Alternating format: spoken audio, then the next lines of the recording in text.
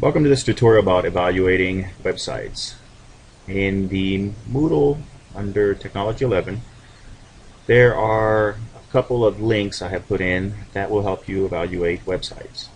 The first link is on the types of websites. So let's go there and visit that link first. I'm going to click on types of websites, and it's going to open up a window that is going to tell us about all the basic website design types, their purpose, scope, and structure. As we scroll down, we go past the introduction and we get to the basic types of websites on the internet. Now, different people, different organizations, different companies have different definitions, ideas of what consists of a type of website. So you could have 100 different types of websites, or you could have 5 different types of websites. I chose this one because it's kind of in between, closer to the 5 than the 100. But it just outlines the most basic types of websites. Starting off with the commercial website. And as it states, the purpose of this website is to sell products or services. And it usually ends with .com. If you want to get more information, you can click on the continue. For the purposes of this tutorial, I'm not going to. I'm just going to skip on to the next type of website. Personal website. The purpose of this type of website is to provide information about an individual or group. Okay? It's run by an individual or a small group, such as a family. And the content is about whatever you want it to be. Okay? It could be a photo gallery. It can be anecdotes, jokes, family history, whatever you want as an individual. And it usually has a variety of endings. Again, you can click on continue and get more information. Now, well, let's do that. I want to show you something here. It describes what a personal website is. It's all about you. Okay? It helps you design a personal website, gives you some hints. It's not private. If you want to develop a theme for your website, okay, and down, if you scroll lower down the web page, it helps you how to start a website, okay, understanding the basics of owning your own website, registering your domain name, choosing the right domain name, web host packaging, okay, types of websites, website goals, designing websites. So if you're interested in creating your own website, a personal website, this is a great place to start, and I would recommend it. So let's go ahead and scroll back and exit and go back to the original page, and we'll continue. The next type of website is organizational website, and if you think it's about an organization, you're absolutely right. So the purpose of this type of website is to advocate an individual's opinion or group's point of view. Website where persons with similar interests communicate with each other.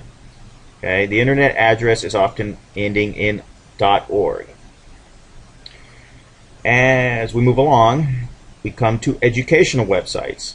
Okay, just like the KISS, Kiev International Schools website. The purpose of this website is to provide information about an educational establishment. Okay, and it ends in .edu. Next, we have the entertainment website. The purpose of this website is to entertain and provide amusement. Okay, oftentimes ends also with .com. So we scroll down, we get to the news website. News websites such as CNN, MSN News. The purpose of this type of website is to provide information about current events, dedicated to dispensing news and commentary. This again ends in a .com. Now we get into the blogs. Okay, website that is used to blog online reading or to post online diaries. Okay, this is very much can be used by a commercial company, organization. It can be used by an individual if he wants to post his own commentaries on the internet. And it ends in a variety of endings. It can end in .com, it can end in .net, .org, .edu. It just depends on what the blog is about. And then we come to the last item, the hybrid website. Many websites are a mixture of the above. Okay, like I was saying in class, you can have a news website that is talks about educational news, and it might be a.edu. Okay, or you can have an organization website that is also an education website, an entertainment website that can be a organization website. So it's a mixture of the different types. Again, here's an example: a business website that promotes the business products, but may also host informative documents. So you have a business website, okay, plus a commercial website, plus maybe a blog. So it's not unheard of to have just a mixture of the different websites, and it's fine to do. Okay, so these are the different things. As we scroll down, website design for beginners. Okay, great tips on the things that you can do when you're designing your website. Okay, web design tips and tutorials, do's and don'ts, 5 ways to create effective website content. All great things to do when you're thinking about designing your first website. All right, we're going to move along, and we're going to go to the next link, evaluating websites. Okay, this link provides us with criteria for evaluating a website. Now, the main criteria, how do we go about determining whether a website is a good website or a bad website? Well, this particular page shows us exactly how. The main criteria we have to consider are the purpose of the website, the authority. Whoever made the website, does he know what he's talking about? Whoever made the website, is he objective? Okay, or is it an opinion? Okay, how many facts are there? Is it factual or opinion? Is it appropriate? Okay, for the viewer, for the person, the viewing community that it's intended for, correct? The currency. How current is the website?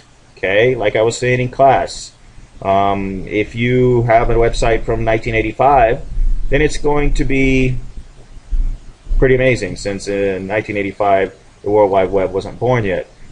But you might come across old websites from the early 90s which are very outdated, and so if you're trying to get the latest news or the latest emerging technology, then you're going to have to check to see when the website was last updated or last published.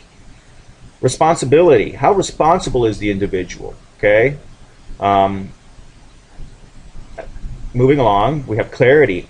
How easy is it to view? How fast does it download? Okay. Does it make its point? Accessibility. Okay. How easy is it to use? Is it jumbled up? Does it make sense? All right. Now, as we scroll down, it's going to get into these different criteria, and it's going to help explain to you what each of these mean. So when you start to evaluate your website, you need to take into consideration these definitions. And when you start to fill out your website evaluation activity page, you might want to refer back to this in answering your questions.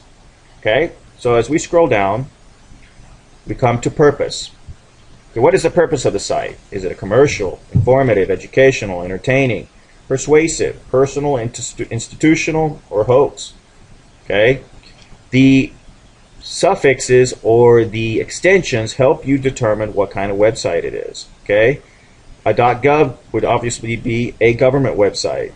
A network, internet service provider. .com, commercial, edu, okay, education, military, and organizational. Moving along, we have authority. Who is the author? What are his credentials?